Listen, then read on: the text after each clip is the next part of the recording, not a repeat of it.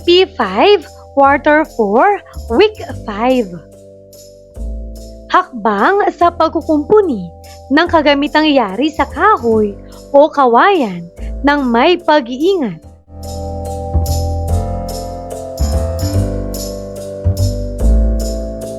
Revise K-12 curriculum with me, Teacher KMT. Magandang araw mga bata! Ngayon ay pag-aaralan natin ang tungkol sa hakbang sa pagkukumpuni ng kagamitang yari sa kahoy o kawayan ng may pag-iingat. Kasanayan. Nakapagkukumpuni ng mga kagamitang yari sa kahoy o kawayan ng may pag-iingat. Unang araw. Maikling balik-aral. Mga gabay na tanong. Una, magbigay ng isang paraan kung paano mapapangalagaan ang mga kasangkapan at materyales sa pagkukumpuni. Magaling. Linisin at itabi sa tamang lalagyan ang mga kasangkapan at materyales pagkatapos gamitin upang hindi masira o mawala. Pangalawa, bakit mahalaga ang pagsisinop ng mga kasangkapan at materyales? Tama! Mahalaga ang pagsisinop upang maiwasan ang aksidente, madaling mahanap ang gagamitin, at mapanatili ang maayos na kondisyon ng mga kasangkapan. Pangatlo, anong magiging pakinabang sa atin kung mapapangalagaan ng tama ang mga kasangkapan at materyales sa pagkukumpuni? Mahusay! Mas tatagal ang paggamit ng mga kasangkapan, makakatipid sa gastos, at magiging ligtas at epesyente ang paggawa ng pagkukumpuni. Paghihikayat na gawain. Gagabayin ka ng iyong guro para sa gawain na ito.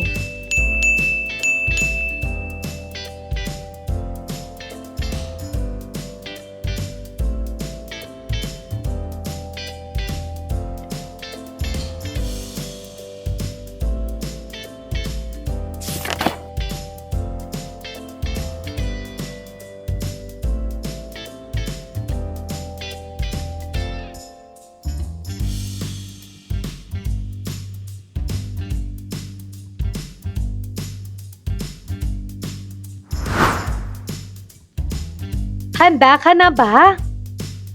Para sa unang larawan, ilagay ang kasangkapan at materyales na gagamitin para dito.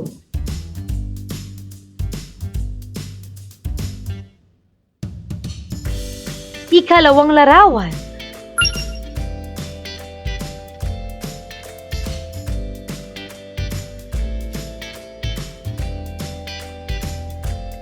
ikatlong larawan,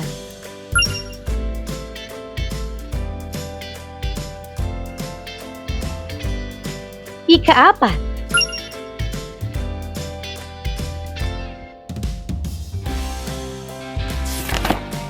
narito ang mga sagot.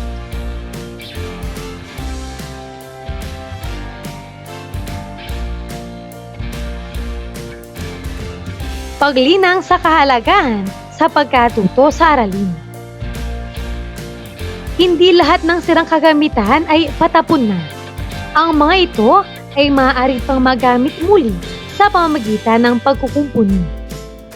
Sa inyong mga nakaraang aralin, inyong nalaman ang iba't ibang kasangkapan at materyales sa pagkukumpuni. Sa araling ito, inyo na silang gagamitin.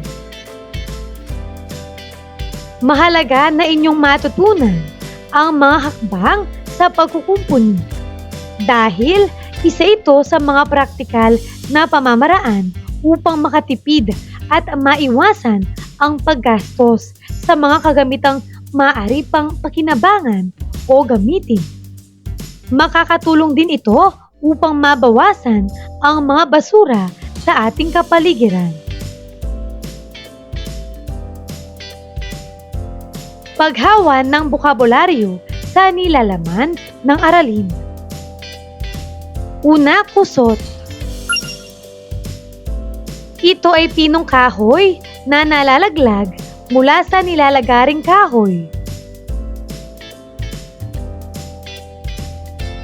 Pangalawa, wood clamp. Ito ay isang uri ng kasangkapan na ginagamit bilang panghawak ng mga bahaging ginagawa. Ikalawa at ikatlong araw. Pagproseso ng pag-unawa. Ang mga hakbang sa pagkukumpuni ay nakabatay sa uri ng sira ng kahoy. Ang mga kadalasang sira ng mga produktong yari sa kahoy ay biyak sa kahoy, natuklap o natanggal na bahagi ng kahoy at mga putol na bahagi ng kahoy. Ang mga kinakailangang kasangkapan at materyales sa pagkukumpuni ay nakabatay rin sa uri ng sira ng kahoy. Mahalaga na mapag-aralan muna ang uri ng sira upang mapili ang pinakaangkop na materyales at kasangkapang gagamitin.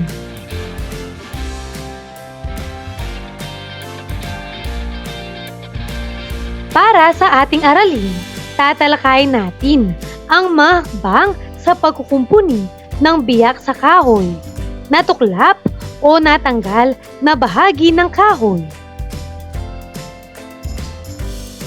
Pinatnubayang pagsasanay.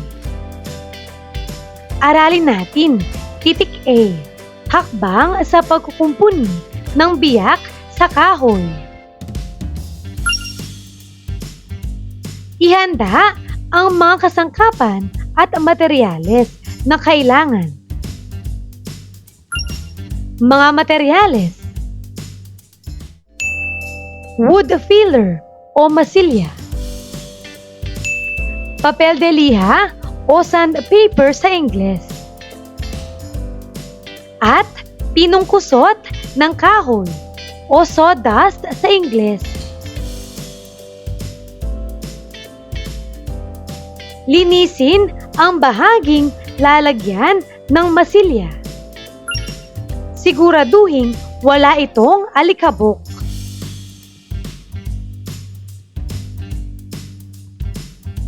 Ilagay ang masilya. Siguraduhin malagyan ang buong biyak ng kahoy. Budburan ng kusot ang bahaging may masilya. Idiin ito sa masilya upang dumikit at mapunan ang buong biyak.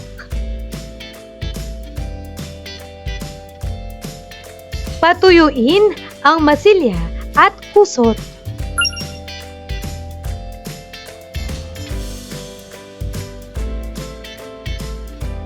Pakinisin ang bahaging may masilya at kusot.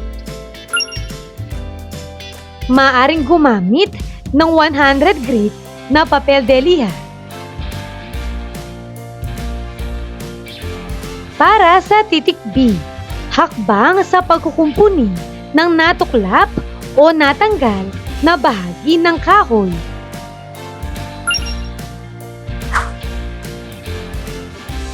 Ihanda ang mga kasangkapan at materyales na kailangan. Mga materyales: wood glue, pamunas,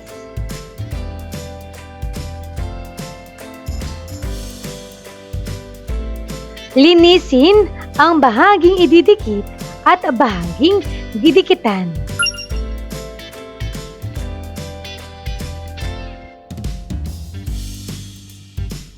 Lagyan ng wood glue ang bahaging ididikit at didikitan.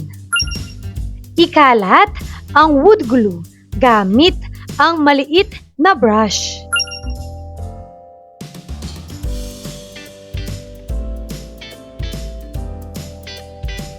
Idikit ang bahaging natanggal. Marahan itong itulak upang lumapat sa bahaging pagkakabitan.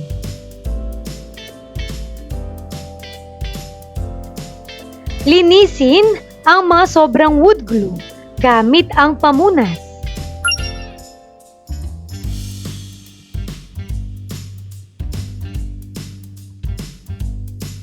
Maaari itong lagyan ng wood clamp o pabigat habang pinapatuyo upang masiguradong nakalapat ng maayos ang bahaging idinikit.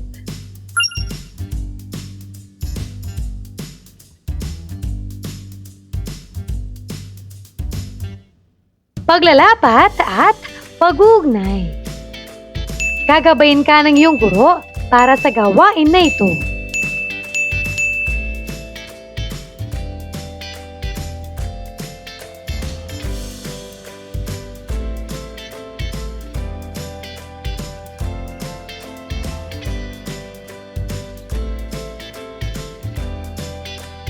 Ika-4 na araw.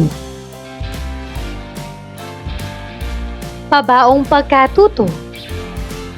Tanong-tugon. Para sa unang katanungan, ano-ano ang mga hakbang sa pagkukumpuni ng biyak sa kahoy? Narito ang mga sagot. Basahin mo ito.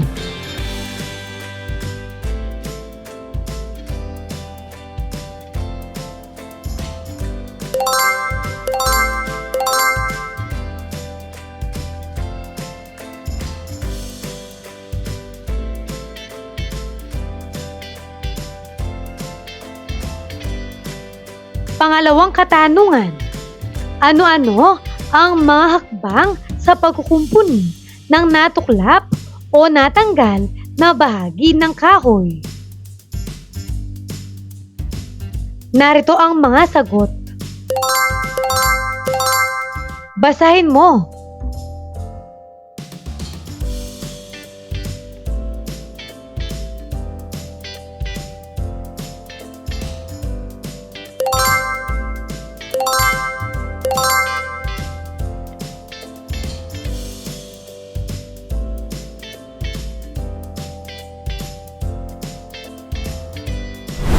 Mga bata, tandaan na ang mga hakbang sa pagkukumpuni ay nakabatay sa uri ng sira ng kahoy. Ano ang mga kadalasang sira ng mga produktong yari sa kahoy? Maging ang mga kinakailangang kasangkapan at materyales sa pagkukumpuni ay nakabatay rin sa uri ng sira ng kahoy. Pagninilay sa pagkatuto. Basahin at pagnilayan.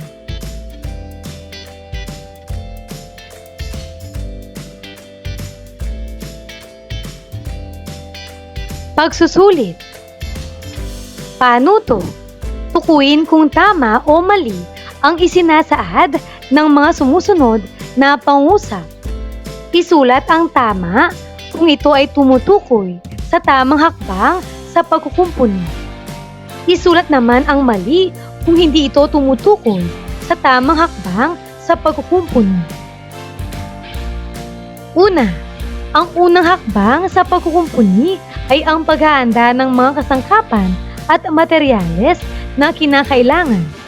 Tama o mali?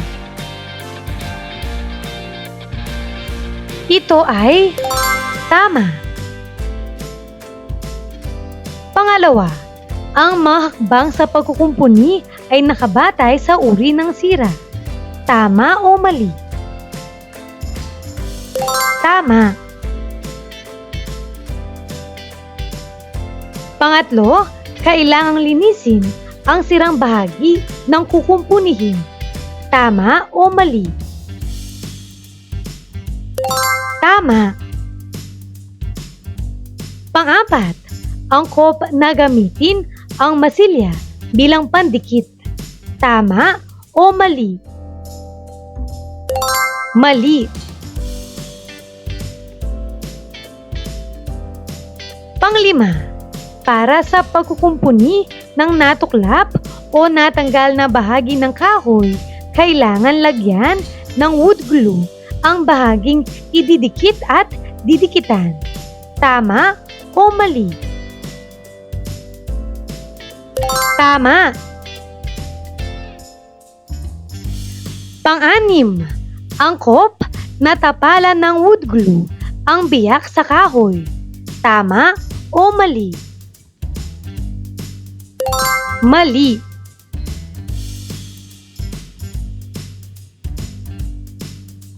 Pang-pito, agad na pakinisin ang bahaging may masilya pagkatapos itong malagyan. Tama o mali? Mali. Pang-walo, pagkatapos malagyan ng masilya at mabudburan ng kusot ang biyak sa kahoy, patuyuin muna ito bago pakinisin. Tama o mali? Tama.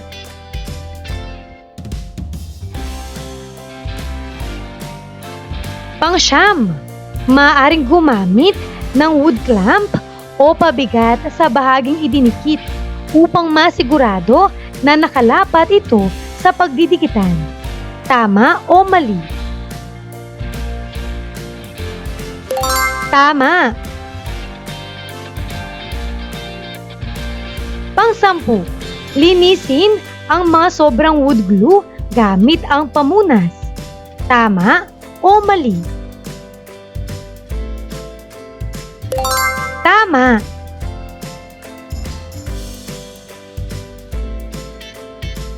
Mahusay mga bata!